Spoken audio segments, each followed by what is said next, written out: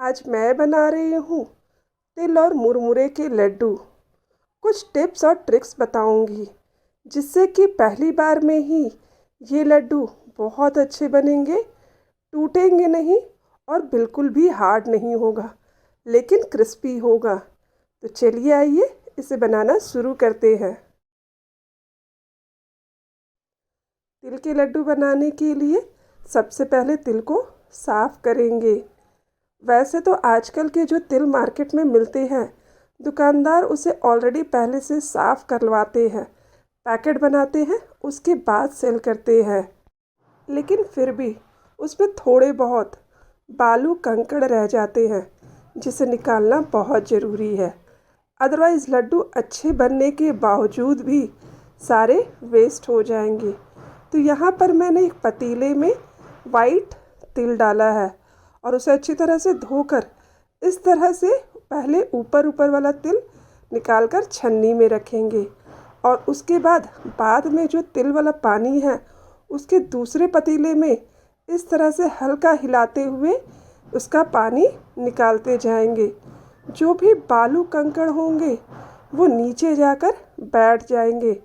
इसी तरह से अगर आप साफ़ करेंगे तो तिल में जो भी थोड़े बहुत बालू कंकड़ रहेंगे वो आसानी से निकल जाएंगे। इस प्रोसेस को एटलीस्ट 2 बार ज़रूर करना चाहिए, जिससे कि इसमें जो भी बालू कंकड़ होंगे वो सारे निकल जाएंगे। लेकिन पहले जो तिल आते थे वो उतने साफ़ नहीं होते थे, तो इसी प्रोसेस को मम्मी 3 से 4 बार करती थी, जिससे कि जो भी इसमें बालू कंकड़ होते थे वो सारे निकल जाते थे। और अब तो मार्केट में सफ़ेद तिल मिलने लगा है। मुझे याद है कि पहले जो घर में तिल आते थे वो सफ़ेद नहीं, काले तिल होते थे। और मम्मी इस तरह से धोने के बाद हम लोग को दे देती थी। रस्सी वाले जो बोरे होते थे उसमें हम लोग तिल को घसते थे, जिससे कि तिल का जो छिलका होता था वो निकल जाता था।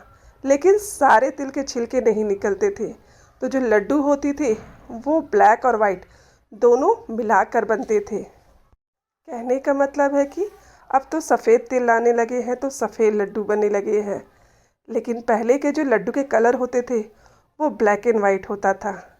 तिल को साफ़ करने के बाद इस तरह से छन्नी में डालकर एटलीस्ट 25 से 30 मिनट के लिए रहने देंगे। उसके बाद इसे कपड़े में आप आधा 1 घंटा के लिए फैला के छोड़ दीजिए, जिससे कि इसका सारा पानी सूख जाए, या फिर धूप में आधा घंटा के लिए फैला कर रख दीजिए, जिससे कि इसका पानी सूख जाए। ऐसा करने से जब आप इसे रोस्ट करेंगे तो समय कम लगेगा। लेकिन मैं तो फ़िलहाल इसे आधा 1 घंटा के लिए इसी तरह से छन्नी में रख देती हूँ। उसके बाद डायरेक्ट रोस्ट करती हूँ। समय थोड़ा ज़्यादा लगता है, लेकिन अगर मैं इसे फैला कर सूखने के लिए रखती हूँ तो मेरे बच्चे इसके साथ खेलने लगते हैं, जिससे कि तिल वेस्ट हो जाता है। आधा 1 घंटा रखने के बाद इसे कढ़ाई में रोस्ट करेंगे। गैस का फ्लेम मीडियम रखेंगे और इसे कंटिन्यू चलाएंगे। पहले इसका पानी सूखेगा, उसके बाद ये रोस्ट होगा। वैसे गैस का फ्लेम आप अपने हिसाब से एडजस्ट कर सकते हैं। इसे अगर आप कंटिन्यू मीडियम फ्लेम में रोस्ट करेंगे तो हो सकता है कि तिल जलने लगे, इसलिए गैस का फ्लेम आप अपने हिसाब से एडजस्ट कीजिए। जब इसका पानी सूख जाएगा तो उसके बाद ये रोस्ट होने लगेगा। हर एक तिल अलग होना स्टार्ट हो जाएगा और इसके तिल फूटने लगेंगे। इसे कंटिन्यू चलाकर रोस्ट करेंगे, अदरवाइज़ तिल बहुत जल्दी जलने लगता है। जब ये अच्छी तरह से रोस्ट हो जाता है तो हर एक तिल फूल जाता है, तिल का कलर चेंज हो जाता है और ये बिल्कुल चिकना और साफ दिखने लगता है, मोतियों की तरह चमकना स्टार्ट कर देता है। जब ये ठंडा हो जाता है तो इसे आप छुएंगे तो बिल्कुल स्मूथ लगेगा। और देखिए, बात करते करते यहाँ तिल भी अच्छी तरह से रोस्ट हो गया है। अब गैस का फ्लेम बंद करके इसे थाली में निकाल लेंगे। कढ़ाई में छोड़ेंगे तो हो सकता है कि ये जल जाए, क्योंकि कढ़ाई बहुत गर्म होता है इस वक्त। तिल को अच्छी तरह से ठंडा होने देंगे, उसके बाद उसके लड्डू बनाएंगे। उसी तरह अब यहाँ पर मैं मूढ़ी को साफ़ कर रही हूँ। जी हाँ, हमारे यहाँ मुरमुरे को मूढ़ी कहा जाता है।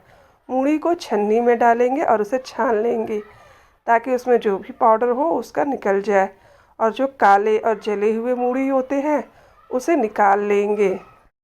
और अब गुड़ के चाशनी बनाएंगे। इस लड्डू के लिए जो लड्डू वाले गुड़ होते हैं उसी गुड़ का यूज़ कीजिए। जो बड़े बड़े ढेरके वाले गुड़ होते हैं उससे लड्डू अच्छे नहीं बनते हैं। गुड़ को छोटे छोटे टुकड़ों में कर लेंगे, चाहे वो आप चाकू से करें या फिर इस तरह से तोड़कर। और अब इस गुड़ को कढ़ाई में डालेंगे। गुड़ के टुकड़े अगर छोटे रहेंगे तो गुड़ जल्दी से पिघलेगा। इसमें डालेंगे पानी। गुड़ की चाशनी बिल्कुल अच्छी तरह से जब बनेगा तो लड्डू भी बहुत अच्छे और क्रिस्पी बनेंगे। यहाँ पर मैं गैस ऑन कर लेती हूँ और अब गुड़ को पिघलने देंगे। गैस का फ्लेम मीडियम टू हाई रखेंगे और इसे बीच बीच में चलाते रहेंगे।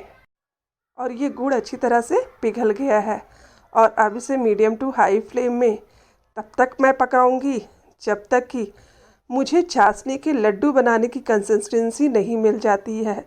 इसे बीच बीच में चलाते रहेंगे। गैस का फ्लेम मीडियम टू हाई रखेंगे। यहाँ पर इसमें मैं 2 से 3 इलायची को कूट कर डाल रही हूँ। मुझे लड्डू में इलायची का फ्लेवर बहुत अच्छा लगता है और इसे मिक्स कर लेंगे। वैसे तो ये चाशनी बिल्कुल नहीं बनी है अभी, बस मैं आपको दिखाना चाहती हूँ कि लड्डू बनाने के लिए अभी इस चाशनी को और पकना है। इसे चेक करने के लिए कटोरी में पानी लेंगे और उसमें चाशनी डालेंगे। आपने देखा कि वो पूरी तरह से फैल गया है, तो इसे अभी और पकाएंगे। जब गुड़ की चाशनी अच्छी कंसिस्टेंसी में पकती है तो लड्डू भी बहुत अच्छे बनेंगे। इसे एक बार फिर से चेक करते हैं। अभी भी ये चाशनी नहीं बनी है। देखिए, इसे इस तरह से उठाएंगे तो ये अभी भी फैल रहा है।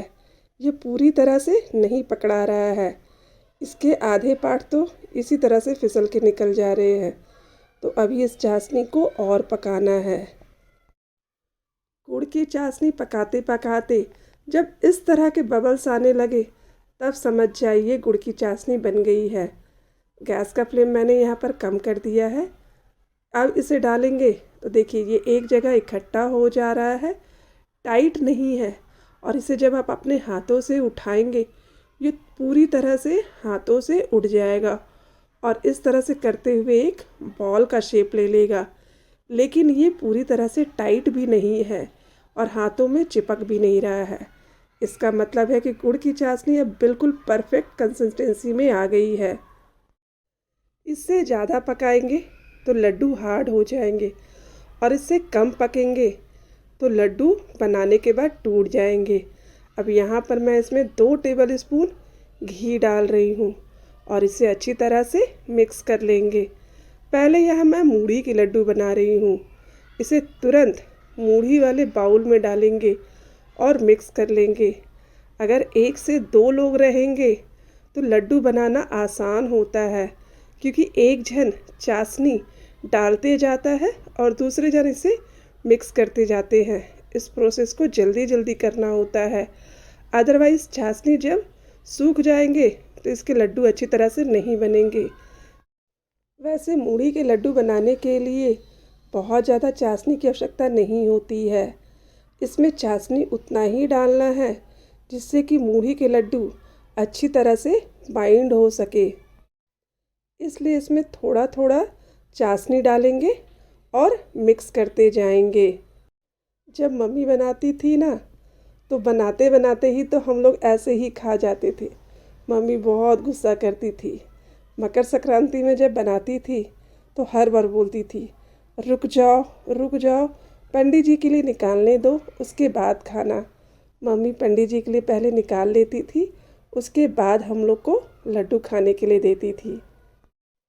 बचपन की बातों को याद करती हूँ तो आज लगता है कि कितने अच्छे दिन थे वो।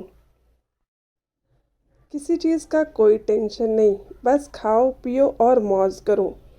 और यहाँ पर चाशनी भी अब पूरी तरह से मिक्स हो गया है और अब लड्डू बनाना शुरू करेंगे। हाथों में थोड़ा सा पानी लगा लेंगे। इससे लड्डू बनाते समय ये हाथों में नहीं चिपकेंगे, लेकिन बहुत ज़्यादा मात्रा में पानी नहीं लगाएंगे। देखिए, जब चाशनी अच्छी तरह से बनता है तो लड्डू भी बहुत ही आसानी तरह से बन जाता है और बहुत अच्छे बनते हैं।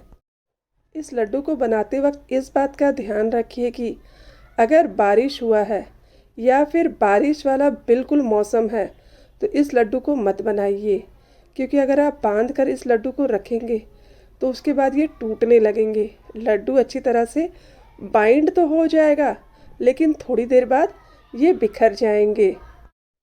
तो जिस दिन बारिश हुआ हो उस दिन इस लड्डू को नहीं बनाइए। और देखिए, बात करते करते लड्डू भी सारे बन गए हैं। यहाँ पर बस थोड़ा सा मूढ़ी रह गया है। वैसे अभी गुड़ की चाशनी जमी नहीं है, तो इसमें से थोड़ा सा गुड़ की चाशनी मूढ़ी में डालेंगे और इसे मिक्स करके इसके भी लड्डू बना लेंगे। और ये अगर सूख जाएगा तो इसे इसी तरह से खा लीजिए। ये ऐसे भी खाने में बहुत ही टेस्टी लगता है। आप एक बार इस तरह से लड्डू को ज़रूर बना कर देखिए। लड्डू बहुत अच्छे बनेंगे और बिल्कुल नहीं बिखरेंगे। और ये बात करते करते सारे मूढ़ी के लड्डू बनकर तैयार हो गए हैं। अब इसी गमले में हम तिल के लड्डू बनाएंगे। तो इस गमले में डालेंगे रोस्ट किया हुआ तिल, जो पूरी तरह से ठंडा हो गया है।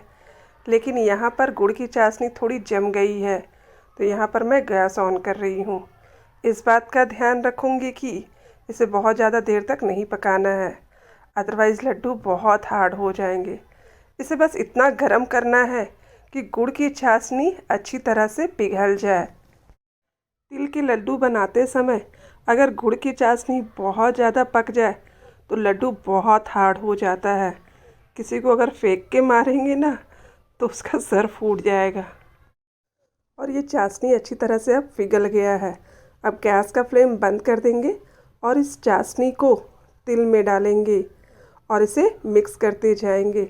इस प्रोसेस को भी जल्दी जल्दी करेंगे, अदरवाइज़ गुड़ जम जाएगा, जिससे कि तिल के लड्डू अच्छे नहीं बनेंगे।